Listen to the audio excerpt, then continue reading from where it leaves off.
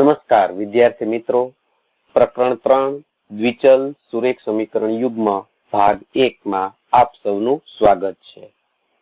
આ વિડીયોમાં આપણે દ્વિચલ સુરેખ સમીકરણ ધોરણ 9 નું પુનરાવર્તન કરીશું અને સ્વાધ્યાય 3.1 નો અભ્યાસ કરીશું. દ્વિચલ સુરેખ સમીકરણ ધોરણ 9 માં તમે દ્વિચલ સુરેખ સમીકરણ વિશે અભ્યાસ કરી ગયા છો. તેમાં આપણે જોઈ ગયા કે જો a, b અને c એ વાસ્તવિક સંખ્યા હોય અને a અને b એક સાથે શૂન્ય ન હોય તો જે સમીકરણને ax + by + c બરાબર 0 સ્વરૂપમાં મૂકી શકાય તેને ચલ x અને ચલ y માં દ્વિચલ સુરેખ સમીકરણ કહે છે. અહીં નામ પ્રમાણે દ્વિચલ, દ્વિ એટલે બે, x અને y બે ચલ આવેલા છે. સુરેખ, સુરેખનો અર્થ થાય છે અહીંયા ચલની ઘાત 1 હોવી જોઈએ. અહીંયા x ની ઘાત જોઈએ તો 1 છે અને y ની ઘાત પણ 1 છે. તેથી સુરેખ સમીકરણ.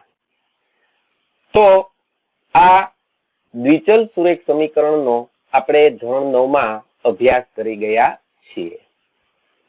અહીં a અને b એક સાથે શૂન્ય ન હોઈ શકે તે શરતને સામાન્ય રીતે a² + b² બરાબર નથી 0 વડે પણ દર્શાવી શકાય. કેમ કે a² + b² બરાબર 0 જો આપણે લઈએ તો a અને b ની કિંમત, શક્ય કિંમત શું હોય તે વિચારો. કોઈ બે સંખ્યાઓ કે જેમનો વર્ગનો સરવાળો શૂન્ય થતો હોય તો એવી સંખ્યાઓ શૂન્ય જ હોઈ શકે. એટલે કે a ની કિંમત પણ શૂન્ય અને b ની કિંમત પણ શૂન્ય. અહીંયા a અને b ની બંનેની કિંમત શૂન્ય ન હોવી જોઈએ એટલા માટે બરાબર નથી આપણે લખ્યું છે. તો a અને b એક સાથે શૂન્ય ન હોય તેને સાંકેતિક સ્વરૂપમાં જો લખવું હોય તો લખી શકાય a² + b² બરાબર નથી 0. હવે તેના ઉદાહરણો જોઈએ. પહેલું ઉદાહરણ 2x + 3y = 5. અહીં x નો સહગુણક a હોય એટલે કે a ની કિંમત અહીં 2 છે. y નો સહગુણક b હોય તેથી b ની કિંમત 3 છે. 5 ને બરાબરની ડાબી બાજુ લાવો તો -5 થાય એટલે કે અચળ પદ -5 છે. તેથી c ની કિંમત -5 થાય. બીજું ઉદાહરણ જોઈએ. x - y - 3 = 0. અહીં a ની કિંમત 1, b ની કિંમત -1 અને અચળ પદ c ની કિંમત -3 થાય. ત્રીજું ઉદાહરણ જોઈએ. x = 2. અહીંયા x નો સહગુણક 1 છે એટલે કે a ની કિંમત 1 થઈ. y વાળું પદ છે જ નહીં એટલે કે b ની કિંમત 0 છે. કેમ કે b × y કરેલું છે તો y વાળું પદ ન હોય એટલે કે b ની કિંમત 0 હોય તો 0 × y કરો એટલે 0 થાય અને y વાળું પદ અહીંયા નથી. બરાબર 2 આપેલું છે. 2 ડાબી સાઈડ લાવો એટલે -2 થાય તો અચળ પદ c ની કિંમત અહીં -2 થશે. આપણે દ્વિચલ સુરેખ સમીકરણનો આલેખ પણ જોઈ ગયા હતા. એમાં દ્વિચલ સુરેખ સમીકરણનો આલેખ એક રેખા મળે છે. દ્વિચલ સુરેખ સમીકરણ યુગ્મ. અહીં યુગ્મ એટલે જોડ. બે દ્વિચલ સુરેખ સમીકરણ ની વાત કરવાની છે. તો જ્યારે માત્ર બે જ ચલ x અને y ના બે સુરેખ સમીકરણો એક સાથે લેવામાં આવે ત્યારે તે જોડને દ્વિચલ સુરેખ સમીકરણ યુગ્મ કહે છે. જો તેમનું વ્યાપક સ્વરૂપ લખીએ તો a1x + b1y વત્તા c1 બરાબર 0 અને a2x વત્તા b2y વત્તા c2 બરાબર 0.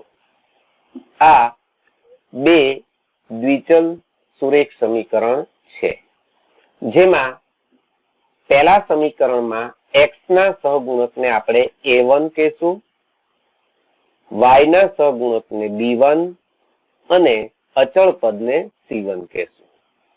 જ્યારે બીજા સમીકરણમાં x ના સહગુણકને a2, y ના સહગુણકને b2 અને અચળ પદને c2 કહેશું.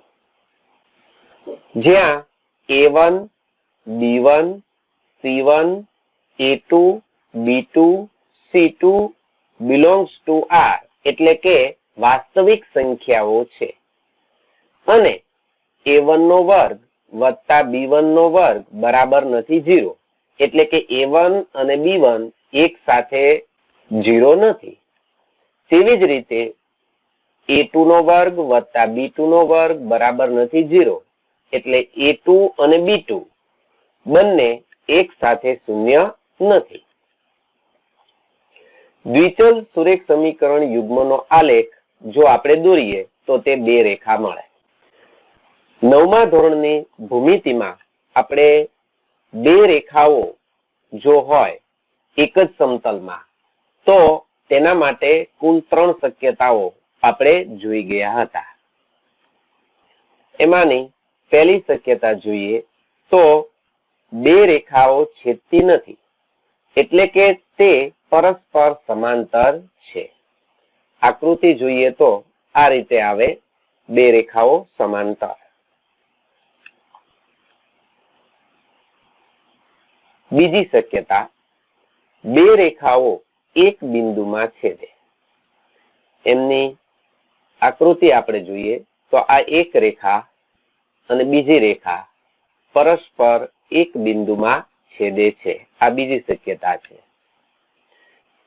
ત્રીજી શક્યતા, બે રેખા સંપાતી હોય એટલે કે એક રેખા જે છે એના પર જ બીજી રેખા સમાયેલી હોય તો તે સંપાતી રેખાઓ કહેવાય.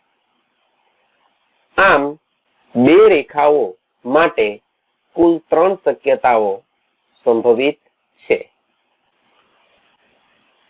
સ્વાધ્યાય 3.1 પ્રશ્ન 1. આફતાબ તેની દીકરીને કહે છે, 7 વર્ષ પહેલા મારી ઉંમર તે વખતની તારી ઉંમર કરતા 7 ગણી હતી. હવે પછીના 3 વર્ષ પછી મારી ઉંમર તારી તે વખતની ઉંમર કરતા 3 ગણી હશે. શું આ રસપ્રદ છે?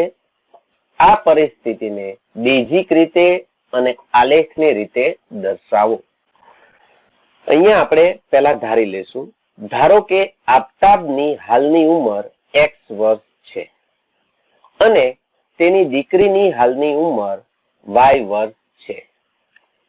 હવે 7 વર્ષ પહેલા કીધેલું છે તો 7 વર્ષ પહેલા આફતાબ અને તેની દીકરીની ઉંમર કેટલી હશે તે આપણે શોધવું જોઈએ. તો લખીશું 7 વર્ષ પહેલા આફતાબની ઉંમર. આફતાબની હાલની ઉંમર x વર્ષ છે તો 7 વર્ષ પહેલા x માંથી 7 બાદ કરવા જોઈએ એટલે કે x ઓછા 7 વર્ષ થાય. તેવી જ રીતે તેની દીકરીની ઉંમર હાલમાં y છે તો 7 વર્ષ પહેલા y ઓછા 7 વર્ષ થાય. હવે આપણને એમ કીધું છે કે 7 વર્ષ પહેલા મારી ઉંમર એટલે કે આફતાબની ઉંમર એટલે કે x ઓછા 7 એ તારી ઉંમર એટલે કે દીકરીની ઉંમર કરતા 7 ગણી એટલે કે y ઓછા 7 કરતા 7 ગણી. તો રકમ પરથી આપણે લખી શકીએ કે x ઓછા 7 બરાબર 7 ગુણ્યા y ઓછા 7. આફતાબની ઉંમર x ઓછા 7 વર્ષ હતી જ્યારે દીકરીની ઉંમર y ઓછા 7 વર્ષ હતી. આફતાબની ઉંમર દીકરીની ઉંમરથી 7 ગણી એટલે y ઓછા 7 સાથે 7 નો ગુણાકાર કરવો જોઈએ. સાદુરૂપ આપીએ તો કૌંસ છોડાવીશું. તેથી x ઓછા 7 બરાબર 7 ગુણ્યા y, 7y ઓછા 7 7 49. તેથી x ઓછા 7 વત્તા 7y આ બાજુ લાવીએ ઓછા 7y ઓછા 49 ડાબી બાજુ લાવો એટલે વત્તા 49 બરાબર 0. બેઝિક સરવાળો કરીશું તો x ઓછા 7y ઓછા 7 વત્તા 49 એટલે કે 49 માંથી 7 બાદ 42 અને મોટા પદની નિશાની એટલે વત્તા 42 બરાબર 0, જેને આપણે સમીકરણ 1 આપીએ છીએ. તો પહેલું સમીકરણ આપણને મળ્યું x ઓછા 7y વત્તા 42 બરાબર 0. હવે 3 વર્ષ પછીની વાત છે. તો 3 વર્ષ પછી આફતાબની ઉંમર અને તેની દીકરીની ઉંમર આપણે શોધવી જોઈએ. તો 3 વર્ષ પછી આફતાબની ઉંમર x વત્તા 3 વર્ષ થાય અને તેની દીકરીની ઉંમર y વત્તા 3 વર્ષ થાય. હવે 3 વર્ષ પછી આફતાબની ઉંમર એટલે કે x વત્તા 3 એ y વત્તા 3 કરતા 3 ગણી એટલે કે x વત્તા 3 બરાબર 3 ગુણ્યા કૌંસમાં y વત્તા 3. કૌંસ છોડાવીએ તો x વત્તા 3 બરાબર 3 ગુણ્યા y એટલે 3y વત્તા 3 તેરી 9. તેથી x વત્તા 3 ઓછા 3y ઓછા 9 બરાબર 0. બેઝિક સરવાળો કરીએ તો x એમનેમ રહેશે, ઓછા 3y પણ એમનેમ, વત્તા 3 ઓછા 9 વત્તે ઓછે ઓછા 9 માંથી 3 બાદ કરો એટલે 6 અને મોટા પદની નિશાની એટલે ઓછા 6 અને બરાબર 0. આમ બીજું સમીકરણ આપણને મળે x ઓછા 3y ઓછા 6 બરાબર 0. આમ આપેલ માહિતીને બેઝિકની રીતે સમીકરણો x ઓછા 7y વત્તા 42 બરાબર 0 અને x ઓછા 3y ઓછા 6 બરાબર 0 સ્વરૂપે દર્શાવી શકાય. હવે આપેલ માહિતીને આલેખની રીતે દર્શાવવા આલેખ આપણે દોરીશું. સમીકરણ 1 માં x ને સૂત્રનો કર્તા બનાવતા સમીકરણ 1 હતું x ઓછા 7y વત્તા 42 બરાબર 0. એમાં x ને સૂત્રનો કર્તા બનાવવો છે તો ઓછા 7y અને વત્તા 42 બરાબરની ડાબી બાજુ છે તો એને જમણી બાજુ લઈ જવા પડે. તેથી x બરાબર 7y ઓછા 42. હવે અહીંયા સૂત્રનો કર્તા આપણે x ને બનાવ્યો છે તો y ની કિંમતો આપણે ધારી શકીએ. એના માટે એક કોષ્ટક બનાવીશું x અને y નું, જેમાં આપણે y ની કિંમતો ધારી લેશું. અનુકૂળતા પ્રમાણે y ની કિંમતો ધારી શકાય. ધારો કે આપણે y 6, 7 અને 8 લઈએ છીએ. હવે આ y ની કિંમતો વારાફરતી x બરાબર 7y ઓછા 42 માં કિંમત મૂકીશું અને x ની કિંમત મેળવીએ. તો પહેલા y બરાબર 6 માટે y બરાબર 6 આ સમીકરણમાં મૂકવાના છે. તો લખીશું તેથી x બરાબર 7 કૌંસમાં y ની કિંમત 6 ઓછા 42. તેથી x બરાબર 7 6 42 ઓછા 42. તેથી x બરાબર 0. આમ y બરાબર 6 હોય ત્યારે x ની કિંમત 0 મળે. તો કોષ્ટકમાં y 6 છે ત્યાં x આપણે લખીશું 0. હવે y બરાબર 7 માટે y ની કિંમત આપણે 7 મૂકીશું. તેથી x બરાબર 7 કૌંસમાં 7 ઓછા 42. તેથી x બરાબર 77 49 ઓછા 42. તેથી x બરાબર 49 માંથી 42 બાદ કરો તો 7. y ની કિંમત 7 હોય ત્યારે x ની કિંમત પણ 7. તો કોષ્ટકમાં y 7 છે ત્યાં x આપણે 7 લખીશું. હવે y 8 માટે ગણતરી કરીએ. તો x બરાબર 7 કૌંસમાં 8 ઓછા 42. તેથી x બરાબર 7 × 8 = 56 ઓછા 42. તેથી x બરાબર 56 માંથી 42 બાદ કરો 14. તો y 8 હોય ત્યારે x 14 મળે. તો કોષ્ટકમાં આપણે લખીશું 8 ની કિંમત હોય ત્યાં x ની કિંમત 14.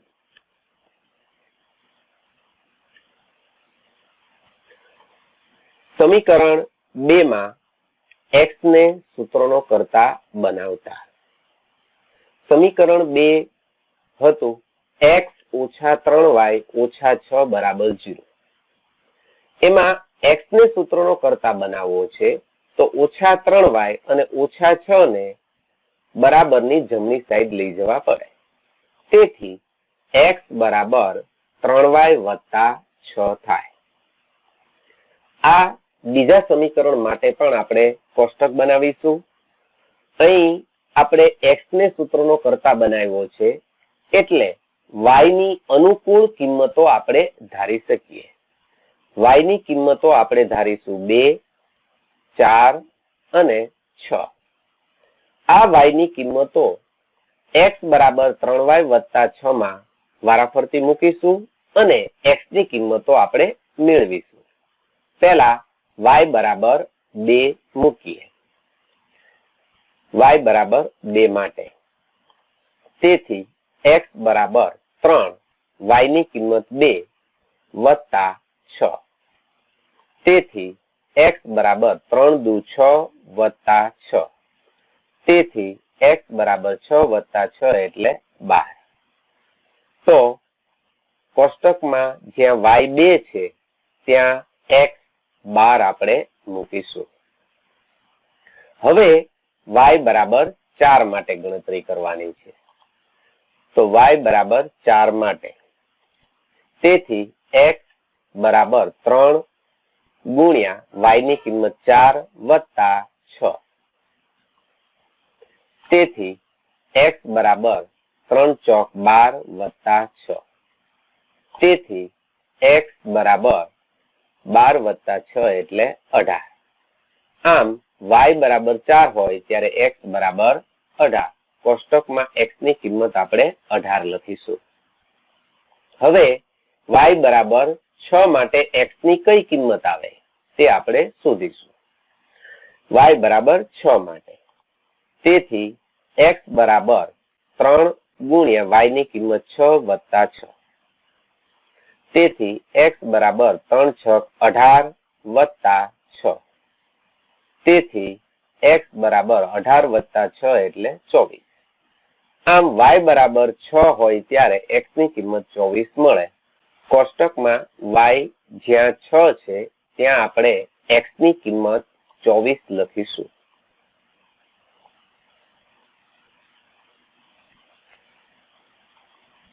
સમીકરણ x ઓછા 7y વત્તા 42 બરાબર 0 માટે આપણે કોષ્ટક મેળવ્યું.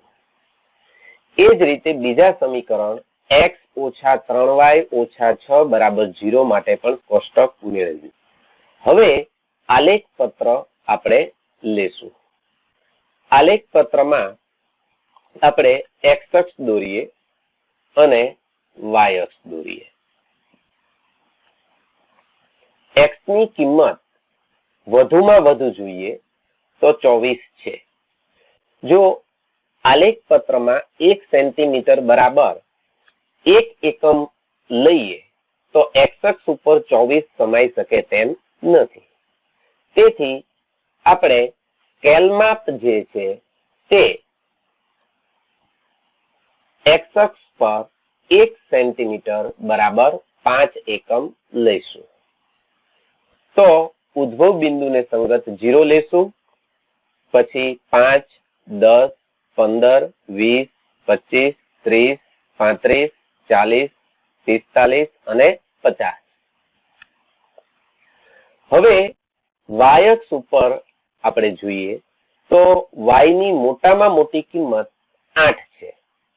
તેથી આપણે જો y અક્ષ ઉપર 1 સેન્ટીમીટર બરાબર 1 એકમ લઈએ તો પણ 8 સુધી સમાઈ શકે છે.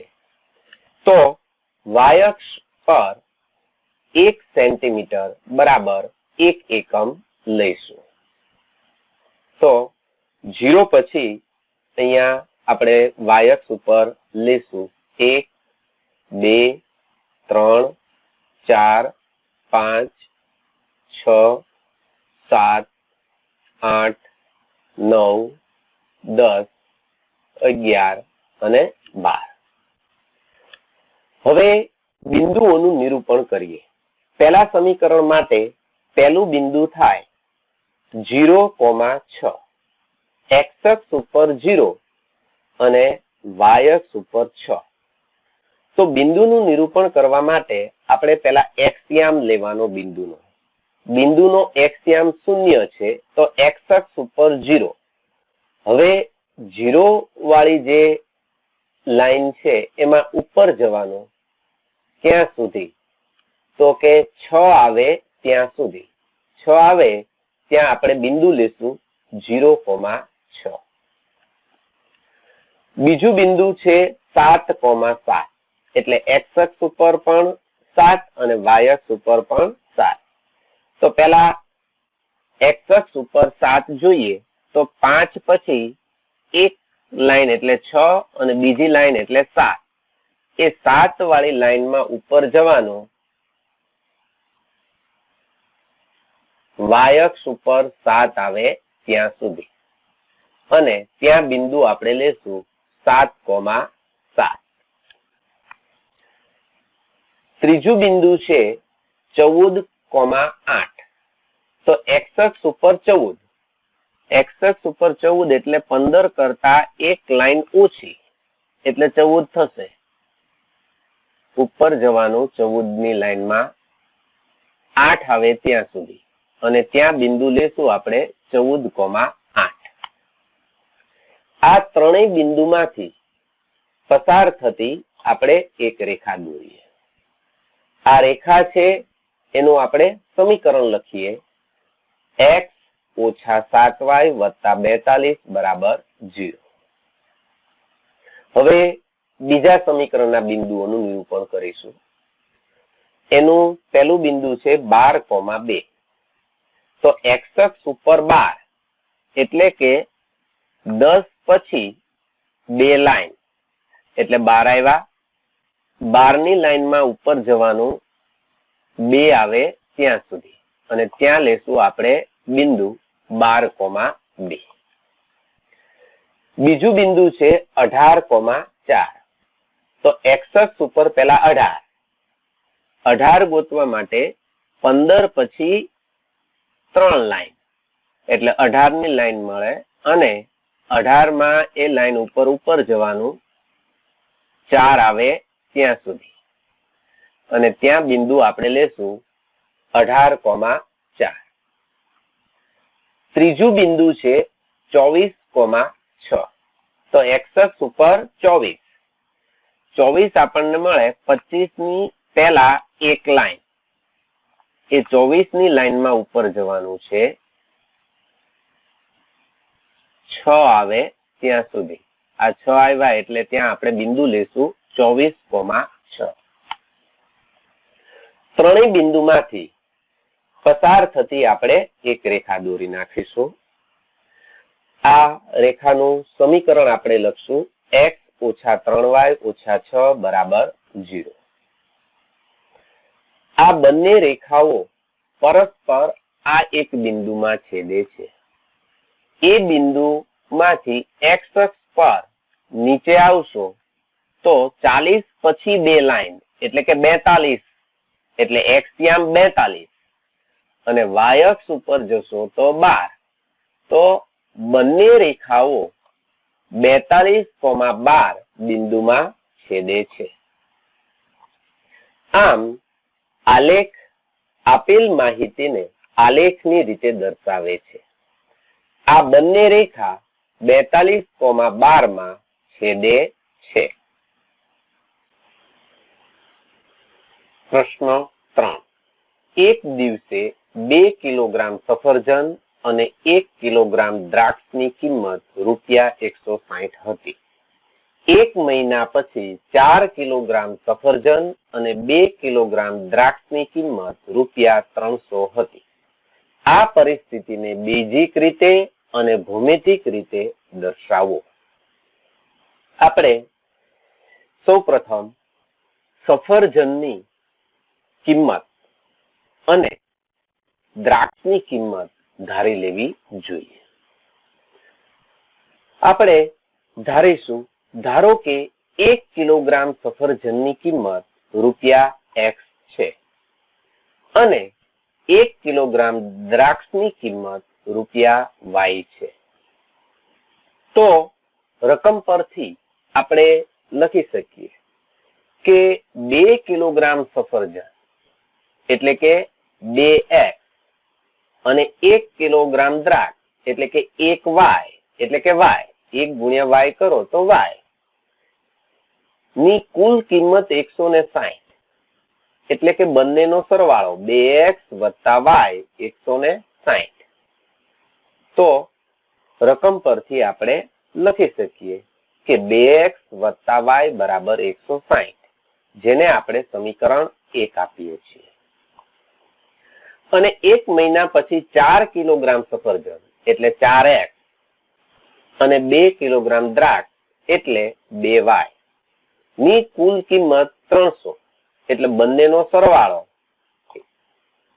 4X + 2Y બરાબર 300, જે સમીકરણ 2 થાય. આમ આપેલ માહિતીને બીજીક રીતે સમીકરણો 2X + Y બરાબર 160 અને 4X + 2Y બરાબર 300 સ્વરૂપે દર્શાવી શકાય.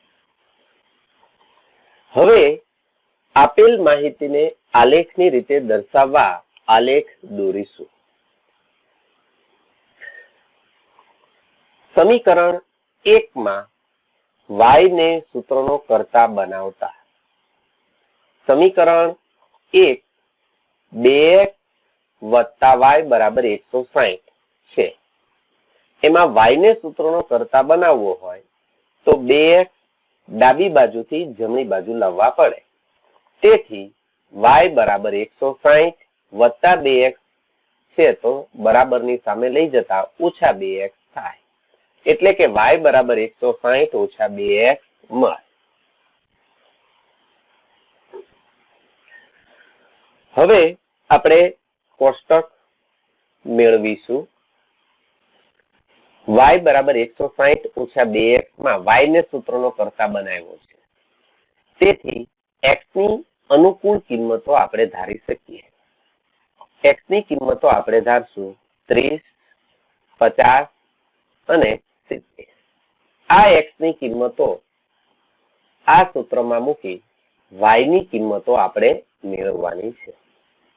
તો પહેલા X બરાબર 30 માટે X ની કિંમત આપણે 30 મૂકીશું. તેથી Y બરાબર 160 - 2 ગુણ્યા X ની કિંમત 30. તેથી Y બરાબર 160 - 2 ગુણ્યા 30 એટલે 60. તેથી Y બરાબર 160 માંથી 60 બાદ કરો તો Y બરાબર 100. આમ X ની કિંમત 30 હોય ત્યારે Y ની કિંમત 100 મળે. તો કોષ્ટકમાં X 30 છે, ત્યાં Y આપણે 100 લખીશું. હવે X બરાબર 50 માટે X ની કિંમત 50 મૂકીશું. તેથી Y બરાબર 160 - 2 ગુણ્યા 50. તેથી Y બરાબર 160 - 50 દુ 100. તેથી y બરાબર 160 માંથી 100 બાદ કરો તો 60. y ની કિંમત 60. તેથી કોષ્ટકમાં x 50 છે ત્યાં y આપણે લખીશું 60. હવે x બરાબર 70 હોય ત્યારે y કેટલા મળે તે આપણે શોધીશું. તો x બરાબર 70 માટે તેથી y બરાબર 160 ઓછા 2 ગુણ્યા 70. તેથી y બરાબર 160 ઓછા 70 દુ 140. તેથી y બરાબર 160 માંથી 140 બાદ કરો તો 20. આમ x ની કિંમત 70 હોય ત્યારે y 20 મળે. હવે સમીકરણ 2 માં y ને સૂત્રનો કરતા બનાવીશું. સમીકરણ 2 છે 4x વત્તા 2y બરાબર 300. y ને સૂત્રનો કરતા બનાવવા માટે 4x વત્તા છે બરાબરની સામે લઈ જઈએ તો ઓછા થશે. તેથી 2y બરાબર 300 ઓછા 4x. 300 ઓછા 4x માંથી આપણે 2 સામાન્ય કાઢીએ તો 2y બરાબર 2 સામાન્ય, તો 300 માંથી 2 સામાન્ય કાઢો એટલે 150 ઓછા 4 માંથી 2 સામાન્ય કાઢો એટલે 2x કૌંસ પૂરો. હવે y સાથે 2 ગુણાકારમાં છે, સામે લઈ જઈએ તો ભાગાકારમાં આવે. તેથી y બરાબર 2 કૌંસમાં 150 ઓછા 2x છેદમાં 2. 2 અને 2 ઉડી જાય તો y બરાબર 150 ઓછા 2x આપણને મળે.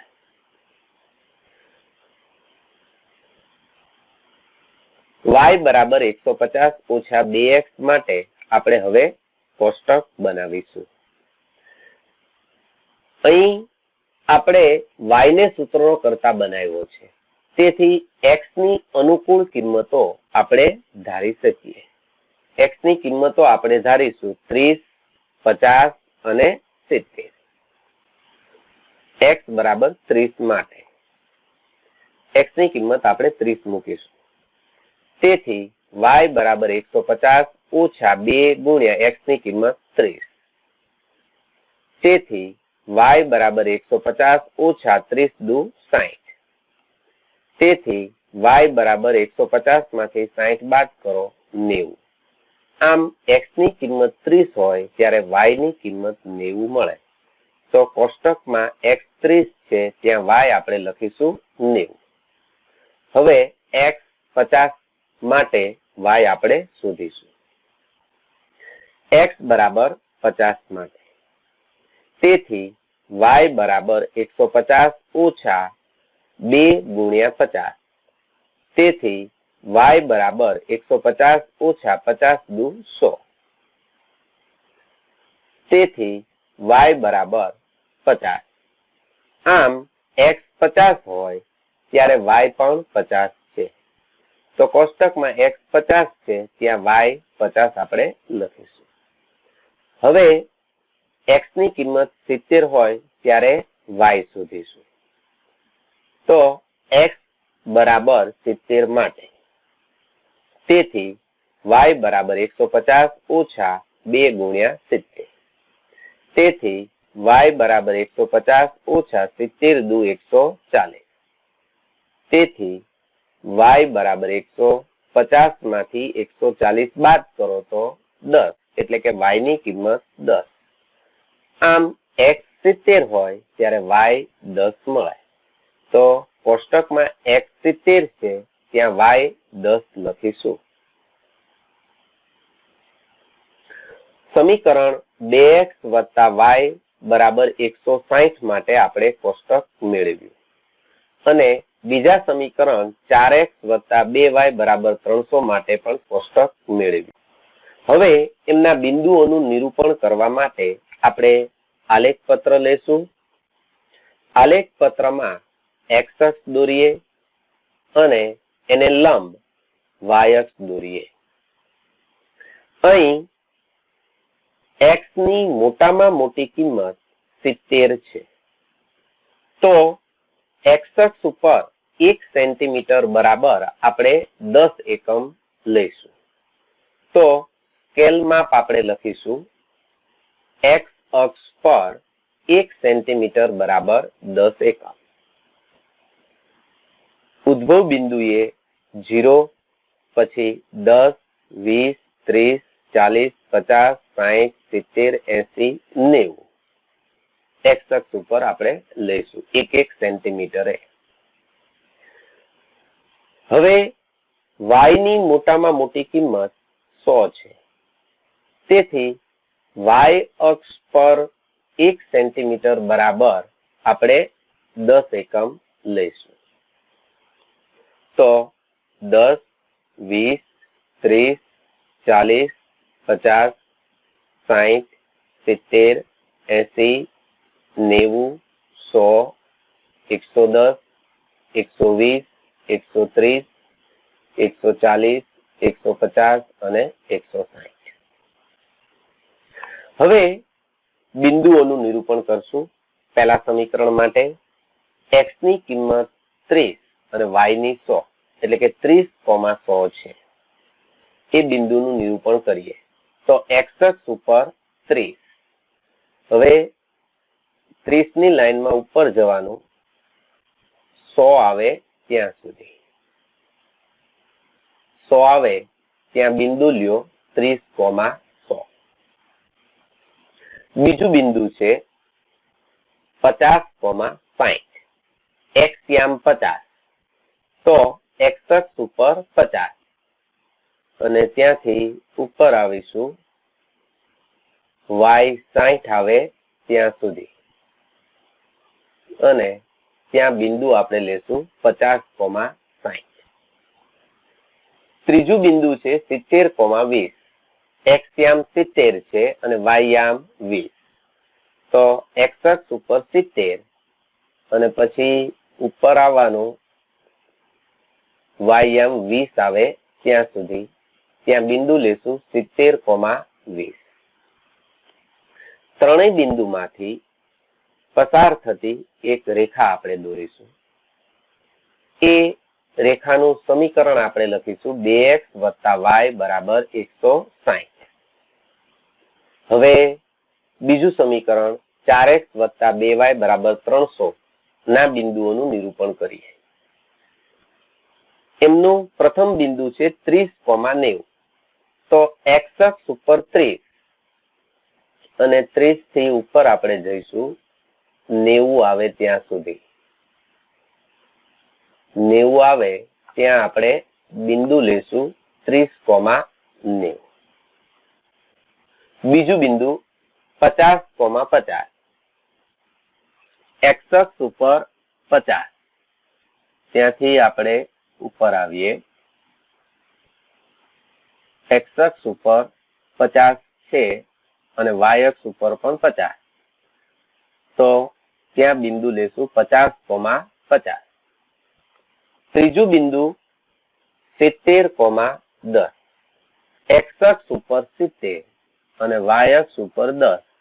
ત્યાં બિંદુ આપણે લેશું 70,10. આ ત્રણેય બિંદુમાંથી પસાર થતી આપણે એક રેખા દોરીએ. એ રેખાનું આપણે સમીકરણ લખીએ 4x + 2y બરાબર 300. આ બંને રેખાઓ તમે જોશો તો ખ્યાલ આવશે કે તે બંને સમાંતર છે. આમ આલેખ આપેલ માહિતીને ભૌમિતિક રીતે દર્શાવે છે. આ બંને રેખા પરસ્પર સમાંતર છે.